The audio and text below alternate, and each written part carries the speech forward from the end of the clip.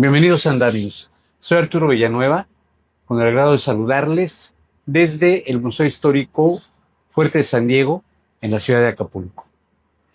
Y por evidentes razones, ya habrán ustedes adivinado quién es nuestro invitado del día de hoy.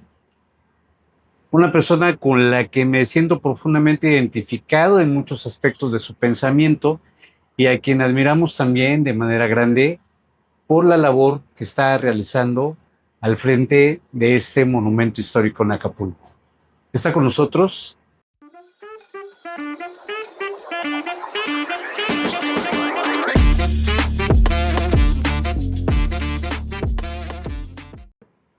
el arquitecto Silvio Prieto Martínez.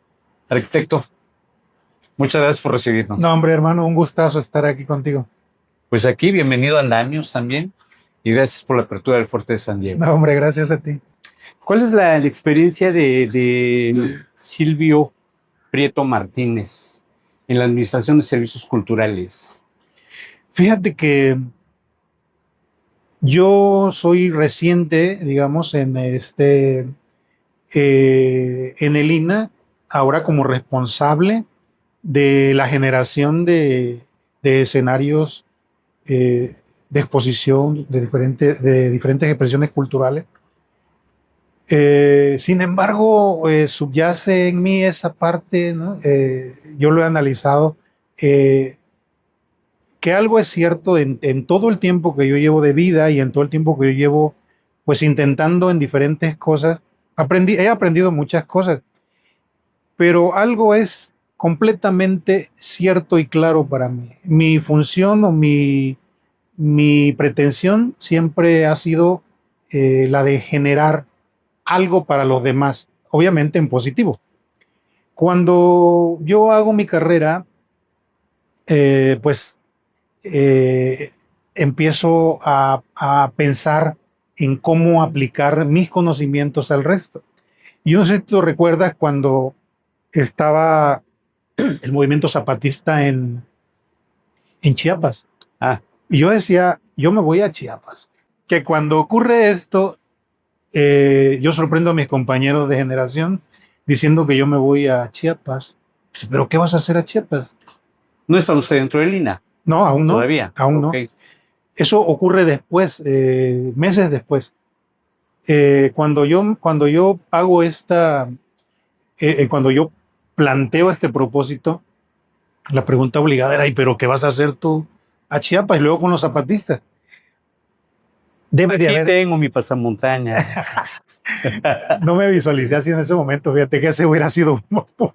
Pero el asunto es que mi interés iba encaminado a la necesidad que había en ese momento por los reclamos que habían en aquellas zonas. Yo decía, yo bien pudiera ser pues un diseñador que les va a dar a ellos la pauta de cómo resolver sus problemas en cuestión de vivienda. Porque a mí me surgió inmediatamente que dice, bueno, me llama la atención este asunto del movimiento de liberación nacional, pero digo, pues mi amigo es arquitecto, ¿no? Sí, sí, pero mi idea era ir a prestar mis servicios para resolver sus problemas de vivienda e inclusive hacerla un tanto como de promotor cultural, de empezar a enseñar a quien no supiera ciertos aspectos que son desconocidos en ciertas zonas aún en estos tiempos en nuestro país. Entonces de ahí empieza esta como inquietud.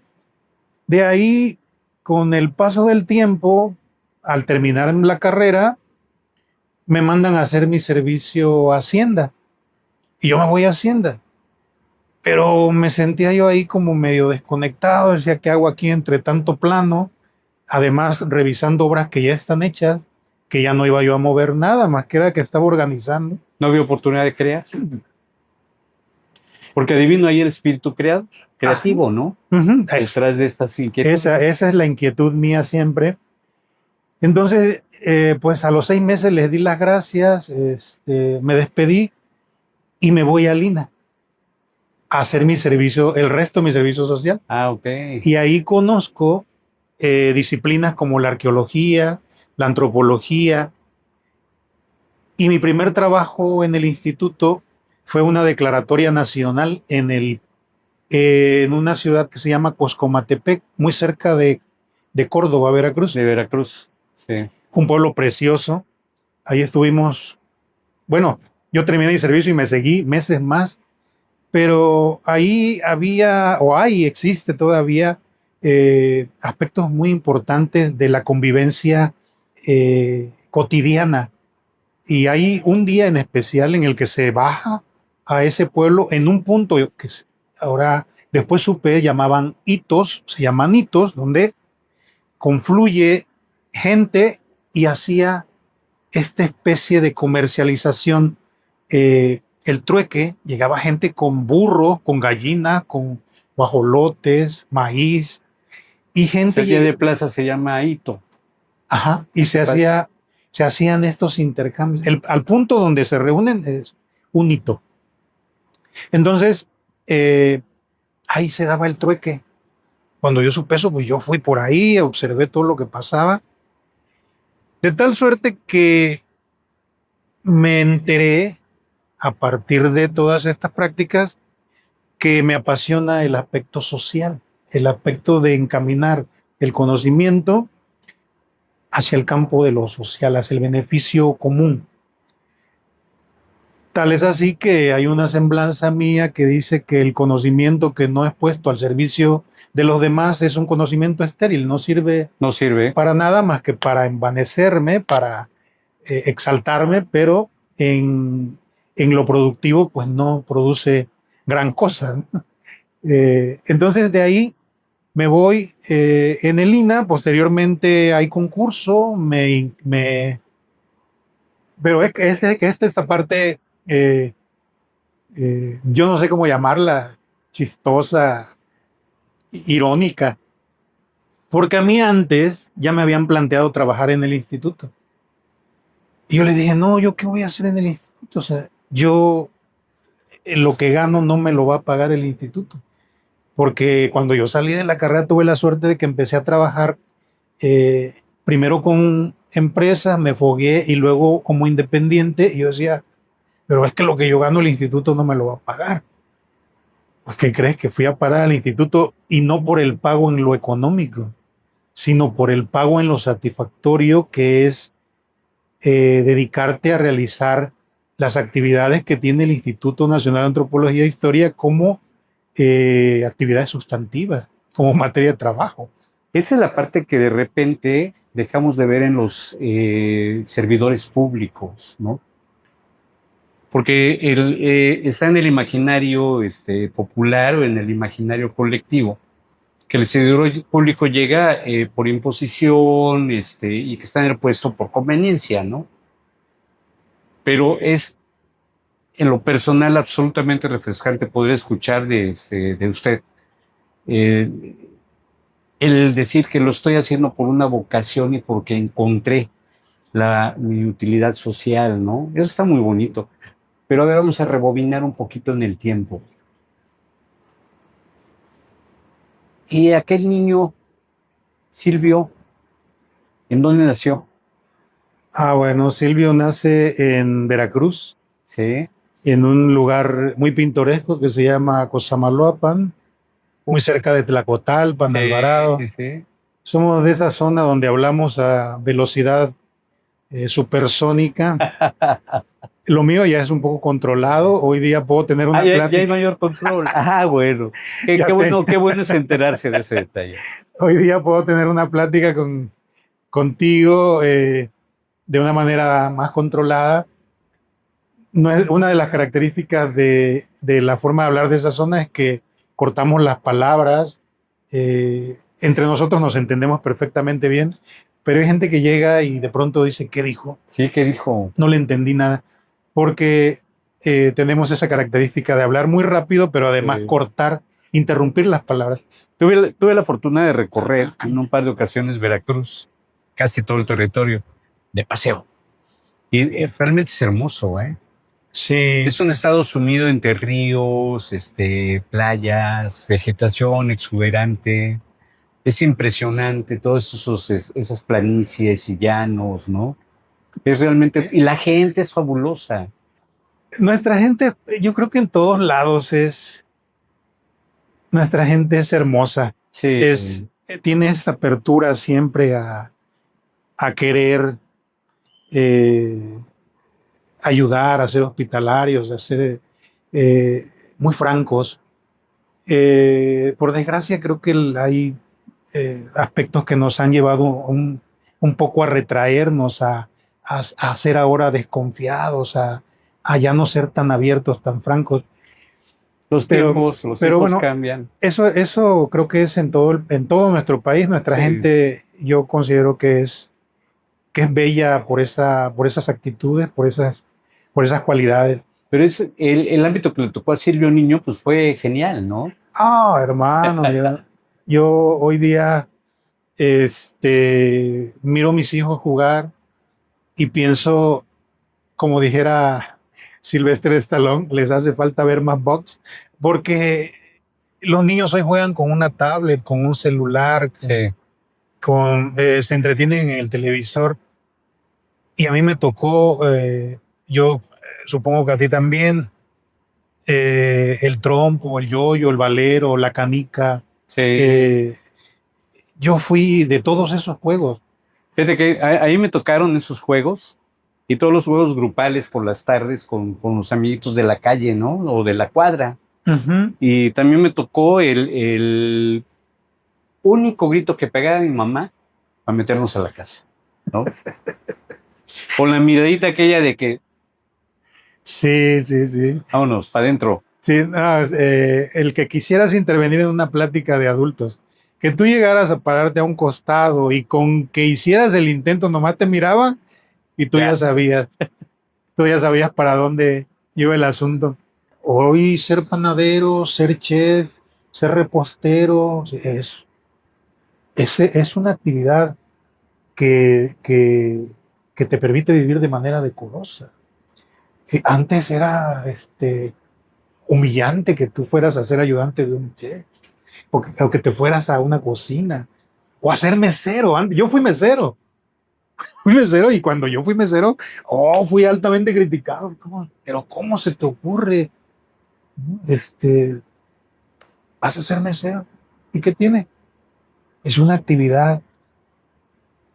Yo en esas partes fui rebelde siempre y mi pobre madre tenía que pagar esas partes porque yo luego me desnudaba y me metía debajo de la cama. Y me decía, "¿Y qué haces ahí?" Sintiendo qué sienten las personas que no tienen cama y que no tienen cobija. Pero tú estás loco. ¿Por qué haces eso? Es que si yo no sé lo que es el frío, no voy a saber cómo apreciar un abrigo. O luego yo dejaba de comer. Y si no vas a comer, no. Yo quiero saber qué es tener hambre. Si tú no entiendes esas circunstancias de las demás personas, si tú no las vives, no puedes entenderlos. Si tú quieres ser se escucha feo, pero es así como se cataloga, que es el patrón de otros, tienes que saber de sus circunstancias, si no te conviertes en un tirano. Y eso no solamente es para hacer eso, es para ser un gobernante, un buen representante de algo. Debes de saber de las circunstancias de los demás que te acompañan, si no, ¿cómo? No entiendes. Yo a mi mamá le llevaba gente de pronto a la casa. Mi mamá llegaba y luego estaba alguien ahí conmigo y ya traía mi ropa. Sí, mamá, ¿y ahora? ¿Y él qué hace aquí? Ah, lo traje porque tiene problemas en su casa. No había comido. Te fui a entrenar, me lo encontré y me lo traje. Y ahí estaba. Y obviamente los días que estuviera usaba mi ropa, comía conmigo. Y mi mamá me engañaba luego, me decía, oye, necesito que vayas a tal lado. Cuando yo regresaba, pues mi amigo ya lo habían corrido, ¿no? Entonces, mi mamá era así como muy celosa en ese aspecto. Pero esa parte a mí siempre me ha caracterizado, que me, una me mueve. Le decía yo a Luis Ramos ahorita que estábamos platicando antes de que tú llegaras, decía yo, Luis, es que yo tengo un problema, yo no sé vender. Si tú te preocupas yo hago mía tu preocupación. Y entonces empiezo a buscar cómo resolver. Y si el resolverlo está que yo no te tenga que cobrar algo, no te lo cobro. Siempre y Pues cuando sea lo mío. suyo no es vender, entonces, No, definitivamente. lo mío no es vender. Me mandaban a vender limones, Arturo. Mi papá era de que su forma de enseñarte era que tú tenías que hacer las cosas. Te Sí. decía, a ver, agarra ese desarmador y darle ahí, o ese martillo y clávale allá. Te mandaba luego los cañales, porque mi padre tenía cañales y quemaba a las 3 4 de la mañana. Y decía, a ver, dale vuelta, a ver si no. Y dale vuelta a 6 hectáreas, ya, pues son 600 metros para un lado, 600 para el otro. Y decía, este, sí, sí, órale, agárrate el machete y corta un mechón y vete viendo si no hay nada encendido y vete. Entonces era de que te enseñaba de esa manera. Entonces, eh, pues esa fue una de las formas que yo fui entendiendo que tenía que aprender de todo, que tenía que saber de todo para poder entender al resto. Entonces, pues son formas, pero fíjate, ahí vamos a rebobinar un poquito sobre lo que decíamos de si los tiempos anteriores eran mejores en la educación. Es que no teníamos influencia de otra cosa. Nuestro contacto era directo Sí. con esas circunstancias, con ese aprendizaje. Yo recuerdo ver la televisión a las 8 de la noche y eso porque mi papá llegaba y la encendía para ver el Chavo del Ocho. Y veíamos el Chavo del Ocho y terminando decía, bueno, a dormir que mañana hay que trabajar. Y temprano era que te levantabas temprano, te asignaba una tarea, avanzabas en esa tarea, hasta que no habías trabajado un poco, no te llamaba a almorzar. Y después te decía, ¿a poco no se siente bien comerte algo cuando ya te lo ganaste? Es formación. Entonces, yo decía, pues sí, ¿no? Y es parte de lo que te forja la personalidad, el carácter. Hasta qué año estuvo en su pueblo de origen? Fíjate que ocurrió algo que a mí me marcó significativamente, que fue la muerte de mi padre. Cuando mi padre muere yo tenía 16 años, pero Muy pues joven. además la figura paterna es muy fuerte para algunos hijos y fue mi caso. O sea, la figura paterna para mí era la, mi estándar, mi ejemplo, así. Entonces muere y yo empiezo a dar tumbos, me quedo sin dirección. Hay algo que reflexiono y entiendo, pero ya después de mucho tiempo, después de los 16, por ahí de los 17, yo empecé a inquietarme por salirme de donde yo estaba. Yo ya no quería estar en ese lugar. En ese momento, te repito, no entendía yo cuál era la razón. Opté por terminar porque cuando muere mi padre yo interrumpo mi formación, estaba yo en la preparatoria. En la prepa. Ujú. Me regreso a la preparatoria, pregunto qué debo hacer para terminar. He tenido que presentar una serie de exámenes, lo presenté todos, me dieron mi certificado y con mis documentos en manos me fui. Vámonos. Y me fui y vine a parar a Jalapa, Veracruz, que era el lugar de mayor auge estudiantil. Entro ahí, las inquietudes me llevan a incorporarme con grupos que tenían las mismas inquietudes que yo. Pues no faltaron las represiones y demás y tuvimos que dispersarnos. Eh, me voy a trabajar a otro lado, trabajé en el INE. Cuando el INE apenas empezaba, a mí me tocó ser parte de la generación de las tarjetas, aquellas que eran anaranjadas. No sé si te acuerdas que eran unas tarjetas anaranjadas que eh, malísimas, por cierto, las pisaba y se le borraba se le Ajá, borraba el sí, sí, nombre. sí. Entonces yo trabajé ahí, hago mi pretensión fue generar recursos para, para poder ir a Estados Unidos. Ah, Me voy a Estados Unidos, no estuve mucho tiempo, me sacaron casi de inmediato Me regreso en un tren que tardó como 15 días en llegar de Mexicali a Guadalajara y de ahí a la Ciudad de México. Llego a la Ciudad de México, ahí me encuentro con otros amigos que me conocían.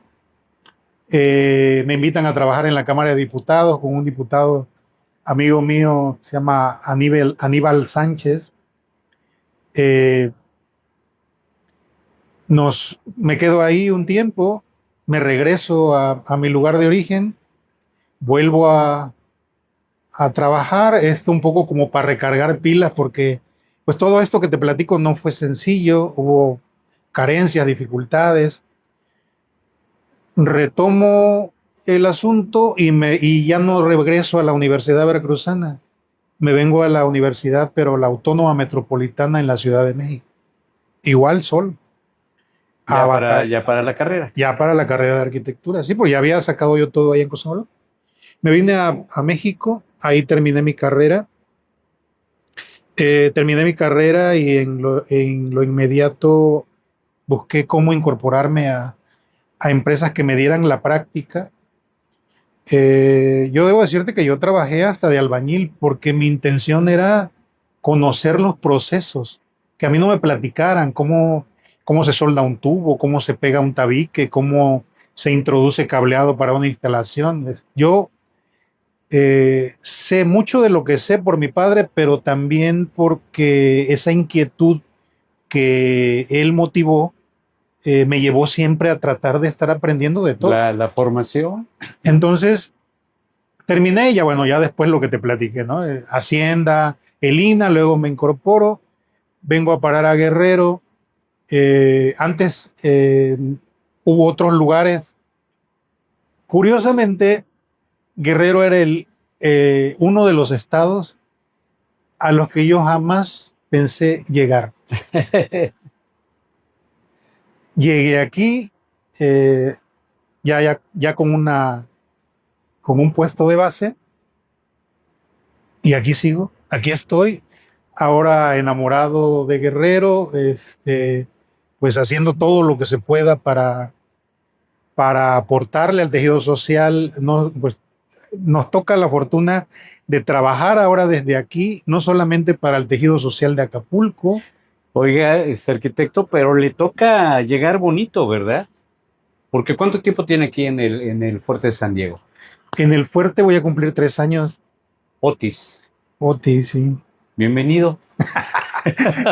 Entonces esa fue la primera consigna del director, ubicar a los compañeros. Ubicar a los compañeros, hacer un diagnóstico y dar apertura de apoyo a todo lo que se solicitara para que el Híjole, instituto qué estuviera. tarea, ¿eh? Sí, sí, bueno, aquí lo Bueno, a albergamos. todos nos tocó bailar con la más fea después de Otis, ¿no? Sí, bueno, y luego llega John. Bueno, Ese fue otro. Recién nos íbamos levantando y nos cae John al siguiente año. Aquí tuvimos a la Guardia Nacional por el orden de 350, 340 elementos. Aquí estuvieron. Bienestar vino también con la intención de poner sus módulos de atención. Es decir, el fuerte fue un punto desde donde se pretendió que el apoyo fuera para toda la población. Desde entonces se quedó eh, por fortuna para mí, esa disposición de volver al fuerte un espacio de brazos abiertos para todo el pueblo de Acapulco y empezar a generar actividades que dieran esta posibilidad. y traigo la imagen en la cabeza, me imagino a Silvio Prieto de repente caminando por las instalaciones del Fuerte de San Diego y deteniéndose en algún punto de la Plaza de Armas, volteando a ver el escenario que lo rodea, magnífico escenario del Fuerte de San Diego, y pensando, ¿qué sigue? ¿Qué voy a hacer? Fíjate que no pienso mucho en eso. Mi interés siempre, te repito, es una, no dejar de estar en movimiento.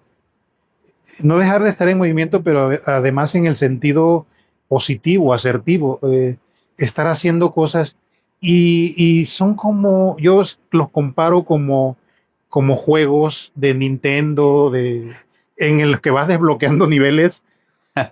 Y sí, eso que dices me he sorprendido en diferentes ocasiones caminando por el fuerte. Y un día le dije a un compañero, porque entré por el túnel del fuerte y me quedé mirando hacia en medio, porque ando mirando siempre qué cosa hace falta. Sí, ¿qué hay que hacer? Y dije, ni modo, hay que entrarle para este lado, hay que programar que se haga esto. Yo haciendo mis... Y se acercó, fue una compañera y se acercó y me dijo, deje de andar al sol, le va a pasar algo, y descanse porque ya se ve cansado. Y le dije, he pensado en algún momento que a lo mejor me tengan que hacer mis pompas fúnebres en el fuerte de San Diego, porque ya es un lugar con el que llegué primero por una instrucción, eh, no sabiendo a ciencia cierta cómo estaba, un poco sí, porque como representante me di a la tarea de llevar muchos eh, asuntos que tenían que ver con la conservación y el mantenimiento de este edificio. Pero estar ya al interior del fuerte, conocer todas las responsabilidades que contiene y luego darte a la tarea de irles dando cumplimiento a cada una es otra cosa. Sí, Sí, es eso. Pero fíjate que volviendo un poco a esa parte que además nunca te dije, porque yo me fui de mi lugar, me fui de mi lugar por no querer. Yo ya no quería sufrir. Y cuando perdí a mi padre, yo decía que que si yo seguía ahí queriendo a los míos, a mi madre, a mis hermanos, en algún momento, principalmente mi madre, que es como la ley natural de la vida, que la iba a perder y yo decía, y cuando la pierda voy a sufrir igual. Y egoísta, cobardemente, yo dije, me voy. Y me salí, evadiendo. y me evadí. Y hasta después, muchos años después, que yo, en estos tiempos de calma que te digo que reflexionas, y entendí por qué me había salido, me regresé. Obviamente periódicamente. Ya después porque ya tenía yo ocupaciones, pero volvía. Y entonces yo dije, tomé esta filosofía de vive todos tus días haciendo lo que te gusta y viviéndolos como si fuera el último día, porque efectivamente no sabemos si va a ser el último, ¿no? Híjoles, no, no sabemos, está bien complejo. Entonces, esa parte, pero además el encontrar la vocación, porque hay una parte que casi nadie sabe, pero cuando yo tenía como 10 11 años, yo decía que iba a ser sacerdote, porque para mí la imagen del sacerdocio era así como la máxima potencia en cuestión de procurar el bienestar del resto. De humanidad. Ajá, de humanidad. Y eso fue, después con el tiempo, por esta misma inquietud, porque yo leía cualquier pedazo de periódico, yo leía hasta el Libro Vaquero, El Payo, yo leía de todo. Entonces y se me fueron sembrando dudas de tal suerte que empecé a investigar la iglesia y empecé a ver cosas que ya no me agradaron de la iglesia. Hoy día yo soy creyente, yo creo en Dios, pero tengo no es que no vaya yo a asistir nunca a una iglesia, pero tengo mis reservas con las iglesias. Y hay ahí un conflicto particular, pero bueno, el asunto es que de a poco yo fui descubriendo, como te dije en principio, que mi vocación era el servicio. Cuando a mí me decían, después también el asunto de lo político, porque trabajé, te platiqué en la Cámara de Diputados, Ajá. y antes pues fui desde estudiante, fui inquieto y participé en grupos pues políticos de las escuelas. Y después me decían, es que eres político, y cuando yo empecé a ver la imagen del político que no me agradaba, yo decía, no, yo no soy político. Tampoco. no soy político. Entonces, ¿qué eres? ¿Luchador social? Soy luchador social. Pero qué bueno que encontró el espacio para volcar la vocación, ¿no? Eso es por lo que estoy más agradecido. ¿Verdad? Te lo juro que yo, y no es, No, pero además déjeme decirle que se siente cuando lo habla, ¿eh? A mí pues me enchinó la piel ahorita que lo escuché hablar. yo he culpado a Diego Prieto de esta parte. Yo digo, y se lo agradezco y se lo Sí. agradecí cuando tuve oportunidad y se lo sigo agradeciendo cada vez que lo veo, porque yo en mí yo decía, ¿dónde es el punto donde yo tengo que estar para generar eh, cosas que tengan que ver con el bienestar y la humanidad y el difundir conocimiento, promover la apropiación del conocimiento, pero en el sentido positivo? Y llego aquí. Y entonces el culpable de todo esto fue Diego Prieto. Afortunadamente, Me ¿no? dio un espacio donde, como tú dices, volcar todas estas inquietudes. Y pues nada, agradecido con esto a seguir trabajando.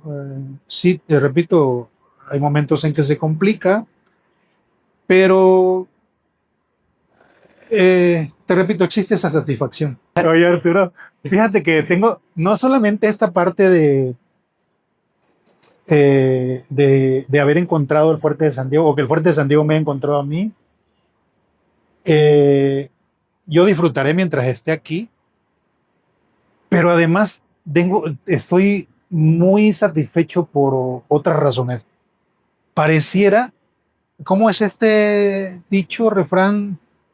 Dios los hace Y ellos se y juntan. ellos se juntan, porque hoy día yo estoy en medio de un círculo de amigos como tú, de otros tantos más, que parecieran que como que nos escogieron para estar juntos en algo. Y hoy yo te digo, platico, por ejemplo, con Blas Tenorio, es un doctor, maestro. Con él sostengo pláticas así como contigo de horas y platicamos y sacamos conclusiones y decimos, a veces con Manuel Ruz, otras veces con Luis Ramos. Me ha tocado hablar con Marta Cabrera, que también le gusta mucho el análisis y producir cosas, con Luis Vargas, con Malena Steiner, con Marcelo Arano. O sea, son gente que yo digo, qué fortuna tenerlos cerca, porque eh, lo que uno produce a veces, bueno, tú amablemente lo exaltas, pero creo que es como poner espejos, este, son reflejos que van de un lado a otro produciendo algo. O sea, yo veo a Ah, qué gente, bonito. yo veo a gente como tú, como Marcelo. Yo a Marcelo lo escucho y a mí me puede tener una hora escuchándolo y luego lo empiezo a bombardear con preguntas y él me contesta, ah, sí, pero esto no fue así, fue por esto, acá. Con cualquiera de ustedes que yo me siento, eh, tengo algo de provecho, porque muchas de las ideas que también han emergido para producir actividades dentro de este centro cultural emanan de ustedes. Sí, fíjese que híjoles, cuántas coincidencias de pensamiento, ¿eh? Sí, Qué a gusto. Esa está padre. Yo, ¿por qué no puedo uno navegar solo? no, no, no, ¿No? no, no. Hay quienes hemos creído, porque yo debo confesar que también en algún momento creí que la soledad es mejor, ¿no? Y que se puede generar algo desde ahí. Pues sí, sí se puede generar por un tiempo tal vez, a lo mejor la reflexión, pero todo lo que se construye, dado que tiene que ver con una colectividad, pues es mejor hacerlo en equipo. Sí, claro. Es mejor hacerlo desde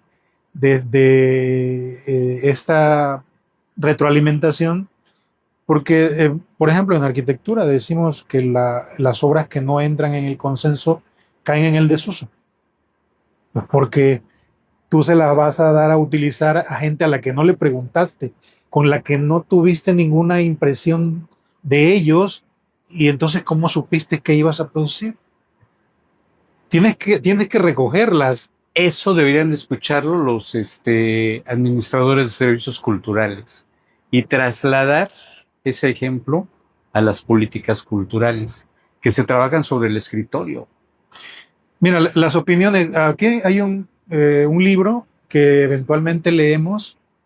eh, es necesario preguntarle a la gente, hacer encuestas de salida, eh, cualitativas sobre todo, eh, que no nos dé miedo que nos critiquen. Al contrario, a mí me preocupa que la gente se vaya y no me diga nada. Porque, sí, sí, sí, Sí, claro, porque porque no, pasó en blanco, ¿no? ajá, entonces no producimos nada. Claro. A mí me preocupa que la gente diga, y siempre lo digo así, no, no, no, ustedes sin miedo, digan, a mí me parece que aquí le hace falta esto, esto, esto, porque derivado de lo que ustedes tienen, de lo que ustedes visualizan, que además también es importante como opinión, son seres humanos, son parte del todo, a nosotros nos dan ideas, a nosotros nos nutre. Si nosotros nos aislamos y decimos, esto es lo que hay ahí, a mí me vale, pues no hay. No, pues no somos poseedores de la verdad, ¿no? No, no, no, por supuesto que no. Entonces, mira, esta es una actividad muy, muy noble, muy bonita, de mucho trabajo, sí es cierto, pero también de mucha satisfacción. De eso estoy cierto. Y me siento bien, me siento tranquilo, me siento a gusto, porque te repito, me ayudó a encontrar eh, mi vocación, me ayudó a encontrar dónde volcar, como dices, eh, toda esta inquietud. Arquitecto, pues agradecerle el espacio que nos ha brindado para poder charlar con usted. No, hombre, al contrario. Yo me voy y espero que ustedes compartan esto conmigo. Me voy enormemente lleno, con el espíritu lleno, por encontrarme no con el administrador de un espacio cultural, sino con un ser humano que está realmente comprometido con un sueño, con una vocación y con una necesidad de servicio. Hombre, gracias, Arturo, la Eso es lo verdad. que requiere la cultura y las artes, es lo que requiere la Sí, historia. fíjate que te agradezco mucho tus palabras, eh, hablando con los colectivos, porque hay muchos aquí. Ha sido esto lo que hemos logrado concretar, la cercanía, la apertura. Yo les he sido franco siempre, como te lo comenté a ti en algún momento. Podemos hablar de lo que quieran. eh, Culturalmente hablando, creo que hay mucho que hacer, tenemos mucho que abrazar como institución y como museo. Y siempre y cuando, esa es una parte que a todos, y de verdad han sido muy respetuosos, la normativa, ellos siempre me dicen, ¿y esto sí lo podemos hacer o no? Esa parte no, hermano, porque no podemos meternos en ese lío. Normativamente no nos va. Pero está la apertura y eso es bastante claro. La apertura está, el interés porque se sigan acercando, por supuesto. Eh, hay cosas que en la expresión cultural que tenemos que revisar juntos. Eh, Negativa no hay, insisto, el fuerte no es solamente una masa, una mole de piedra sobre piedra.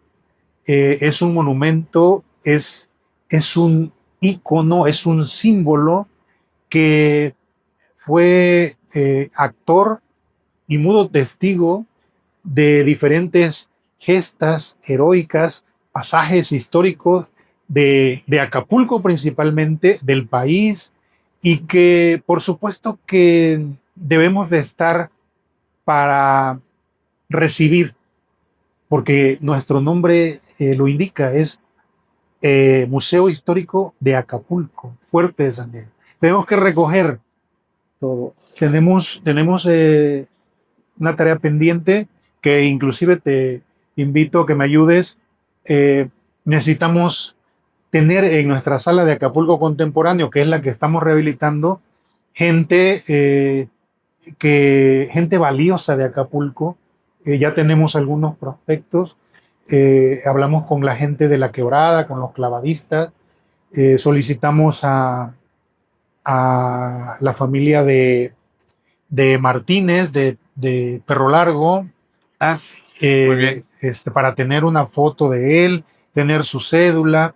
En fin, tenemos ya varios visualizados y pues a través de tu programa, a través de estas actividades que me parecen muy acertadas, pues hacerles la invitación y que tú me ayudes también para que... Pues ahí está el trabajo de promoción.